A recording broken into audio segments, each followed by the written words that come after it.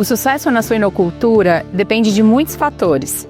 Alguns o produtor controla, outros não. Diversos fatores que, se somados ao olhar atento de quem vive o campo todos os dias, fazem a diferença.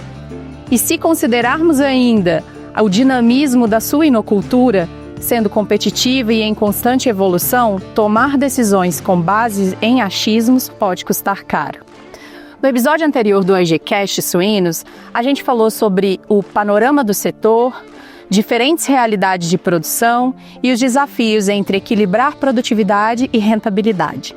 Se você ainda não assistiu, está disponível no canal da Agroséries Multimix, basta acessar lá. Hoje vamos dar o próximo passo, que é entender como utilizar essas informações planejando com estratégia. Fica com a gente e entenda como transformar dado em decisão, realmente fazendo a diferença. Eu sou Clarice Esperidião Silva Neta e esse é o AGCast Suínos.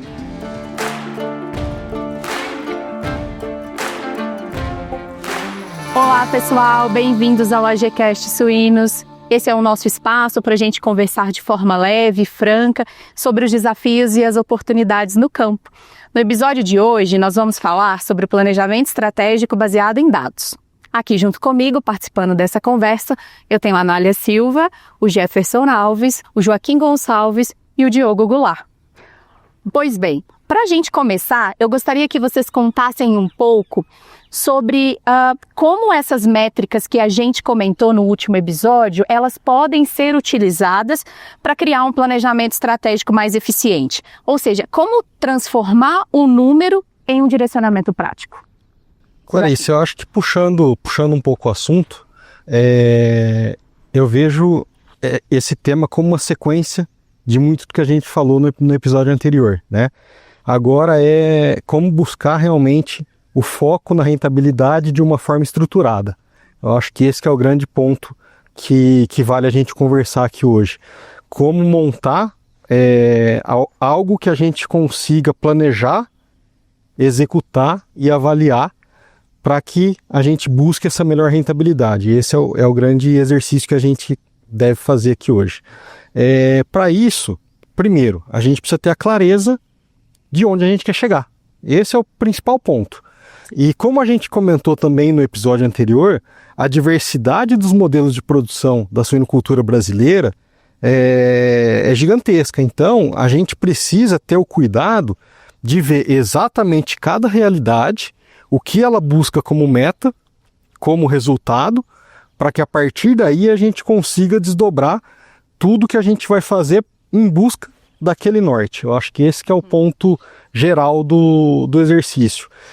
Além do que, para cada etapa da produção, para cada hierarquia da produção, nós vamos ter metas que são mais importantes para aquela gestão. Então, para um diretor, uma meta sobre a rentabilidade, para um gestor de produção, uma meta sobre produtividade. Então, a gente tem que ir direcionando essas metas para o pessoal operacional de granja, sobre os procedimentos operacionais padrões.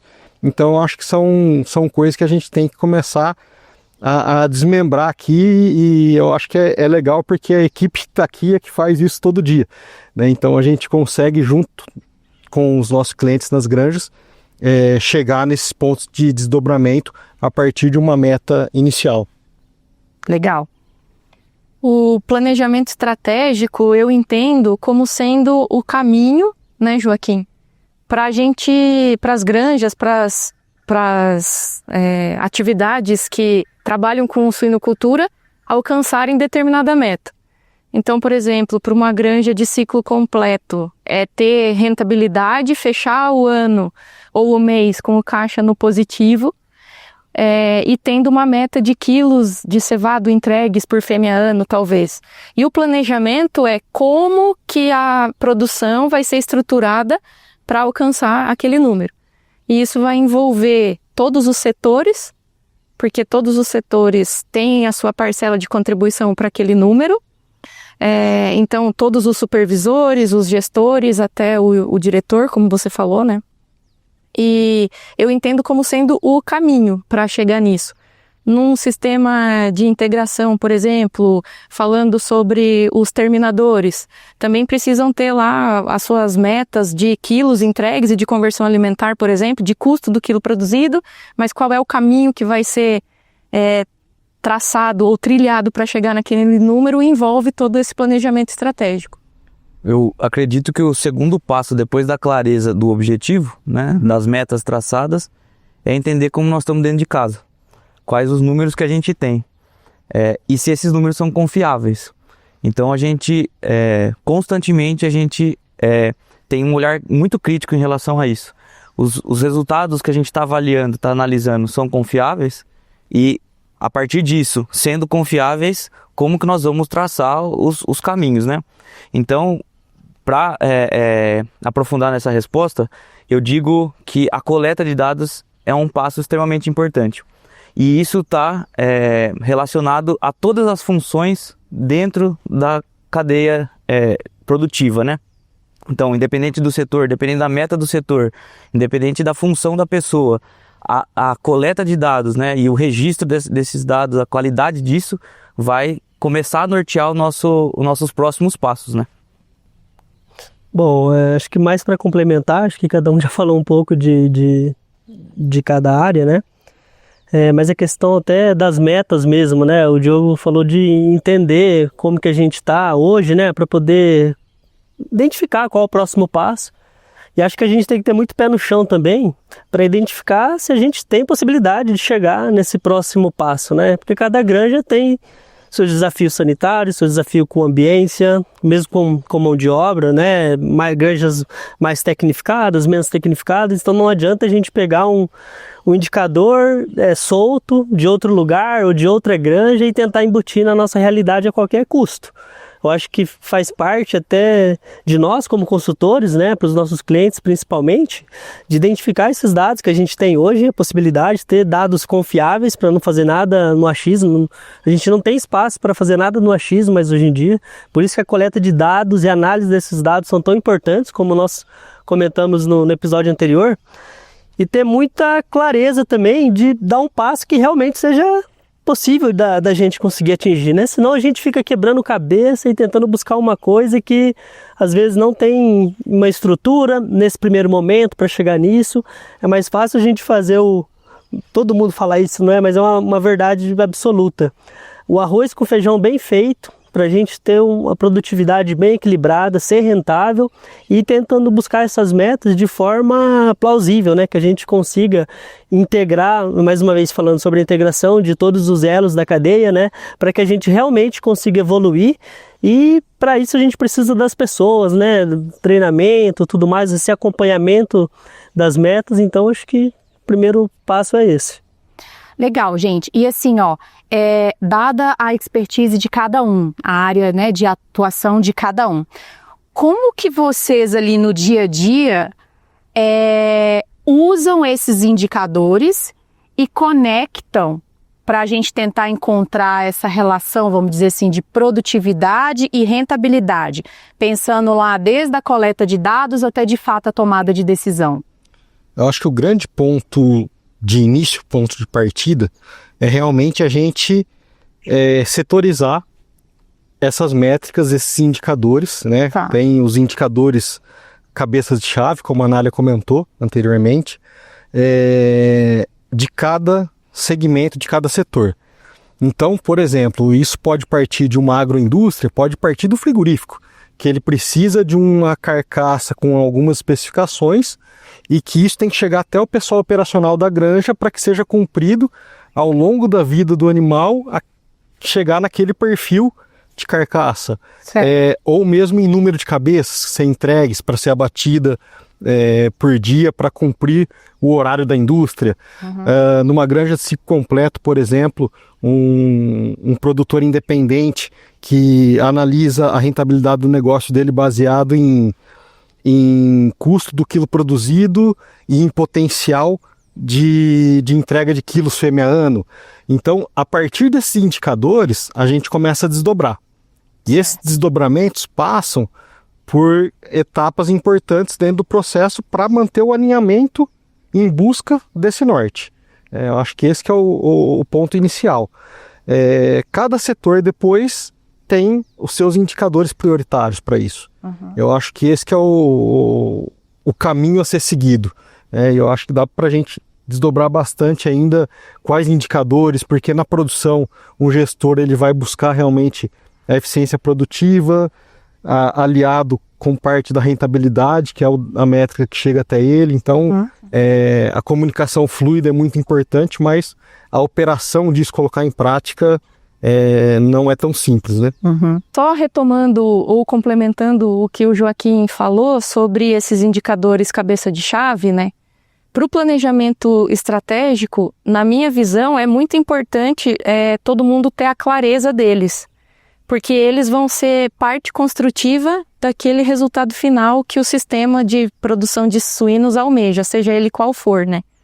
Então, se a gente pegar uma UPL ou uma granja de ciclo completo que vai ter o setor reprodutivo, dentro daquela fase, daquele setor, para mim, indicadores como número de nascidos vivos, leitões, taxa de parto das fêmeas, taxa de mortalidade ou de perdas de leitões ao nascimento ou na maternidade, número de desmamados e até quilos de desmamado por mês ou por fêmea ano são importantes. Nas fases de creche e de terminação, os que eu considero essenciais para compor o planejamento estratégico são número de animais entregues por fase e peso, a mortalidade que vai estar embutida nesse número, ou seja, para chegar nele precisa ser controlado, e a conversão alimentar, que sem ela o animal não vai ganhar o peso e também vai afetar a parte de rentabilidade, de custos, enfim. Então, no planejamento estratégico, independente do alvo que seja o fim daquela produção, vai ter essas fases e precisa ser englobado isso. E tem que ficar muito claro para os colaboradores de cada setor, para os níveis hierárquicos, o que se pretende naquele setor para poder ter o treinamento, né, Diogo? E o pessoal construir o caminho para chegar nesses números. Excelente, Anália. Agora pegando um pouquinho vocês, né, você estratificou muito bem quais são esses indicadores, os marcos, né, de cada um deles. Para vocês, assim, o que muda no dia a dia quando há o entendimento, poxa, entendemos a relevância e a importância desses indicadores, o que muda para vocês quando a equipe ou o produtor, eles de fato usam esses indicadores na tomada de decisão?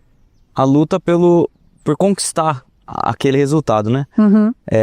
Quando a gente faz uma ramificação de todos os itens que podem interferir naquele resultado, e a gente apresenta isso, né, no caso para a equipe operacional, e eles entendem o que impacta, o quanto impacta, torna mais fácil o trabalho. Eles fazem aquilo sabendo o porquê. É até um clichê isso, né? A gente direto bate nesse ponto, explica o porquê. Eu preciso entender o que eu estou fazendo, não estou fazendo por fazer. Todo o trabalho é importante, todos os detalhes, eles têm alguma relevância no resultado final.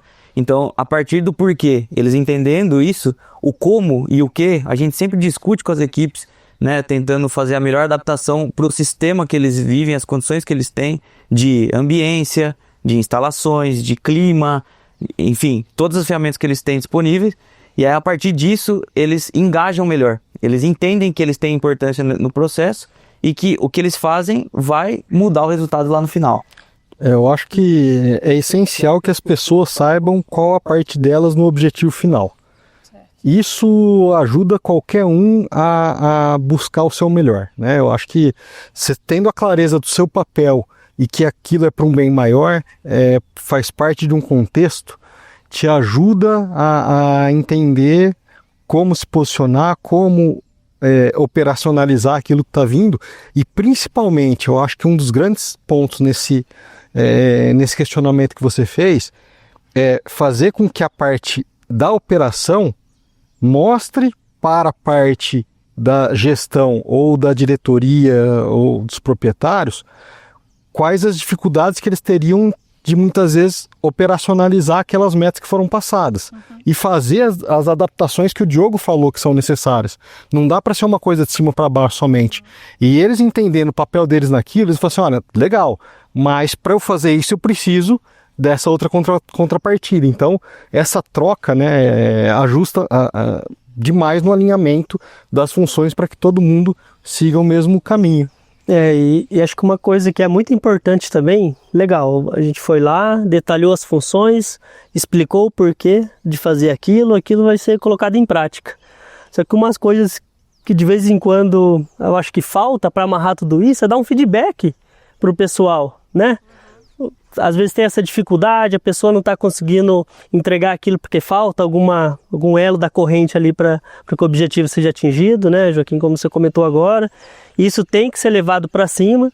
Depois de reajustado, acho que é importante dar o feedback para a turma que está direcionando os manejos em si com os animais, né? Porque muitas vezes o funcionário está lá se esforçando, fazendo o máximo, conseguiu, todo mundo ficou feliz, mas se alguém chegasse, pô, ó, deu certo, isso aqui que você mudou também foi assertivo, foi melhor, ou não, ó, achamos que desse modo seria o mais legal, o mais fácil de chegar, mas a gente viu que não foi bem assim, temos um problema sanitário aqui que está dificultando isso, temos um coxo que não possibilita fazer um ajuste às vezes tão perfeito para a gente manter uma conversão alimentar no setor de creche ou engorda, né?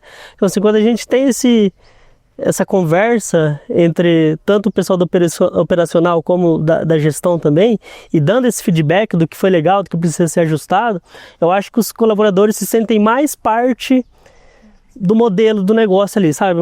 Se sentem mais integrado para conseguir chegar naquele objetivo que foi delimitado pela diretoria, pelos gerentes. O senso de pertencimento. O senso de pertencimento, perfeito. Então acho que ganha mais força, né? Todo o trabalho que vai sendo direcionado. Se a gente então for olhar, né, lá no início, né, do vídeo em que a gente comentou sobre, né, o planejamento estratégico e com todos os elementos que vocês foram trazendo, fica claro para a gente que a gente tem que medir, a gente tem que analisar e a gente tem que agir baseado em dados, né? E assim, além disso, existem ou vocês consideram que há outros cuidados ou detalhes que sejam importantes nesse processo? Eu acho que, em cima do que o Jefferson comentou, dentro do que você falou, né, planejar, analisar, coletar os dados para tomar decisão, precisa ter em tempos curtos, e isso faz parte do plano de ação que o Diogo trabalha muito bem nas granjas, implementar uma ação em cima do dado que tinha sido coletado antes, frente à meta que se quer, e acompanhar o resultado dessa ação. Que aí vem a parte do feedback que o Jefferson também comentou, mas assim, aquilo que a gente tomou como decisão e implementou de ação, deu certo? Não deu. Por quê? Por causa de X questão. Então a gente precisa ver de consertar essa questão ou proporcionar o que faltou ou mudar a rota porque não deu certo. Entender por que não deu certo e voltar. Isso faz parte do planejamento, né? Ter esse acompanhamento, porque isso, querendo ou não, é uma análise do número, do caminho que foi traçado para chegar no alvo daquele planejamento estratégico. E isso é dinâmico, isso não para, porque todo mês, toda semana acontecem as mesmas coisas dentro da granja e precisa ver se fechou dentro do número que era esperado ali.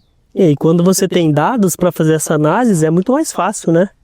A gente entende aonde foi quando você analisa esses dados, a gente entende onde é o gargalo, onde está sendo o ponto de estrangulamento para chegar naquele objetivo. Então, acho que os dados é crucial para a gente ter um bom planejamento, uma boa análise sobre a ação desse plano também, né? Como ele está sendo constituído. Uma coisa legal que eu acho que ajuda bastante quando a gente vai desenvolver esses planos junto aos operadores ou até mesmo junto à diretoria para definição disso, quando a gente consegue levar referências, né?